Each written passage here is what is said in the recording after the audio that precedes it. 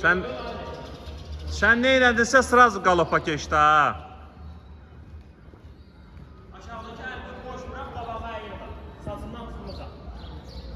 Aşağıdakı əlbi boş bırak. Ağaç sağ ol, все. Yellənmə просто. Молодец, красавчик.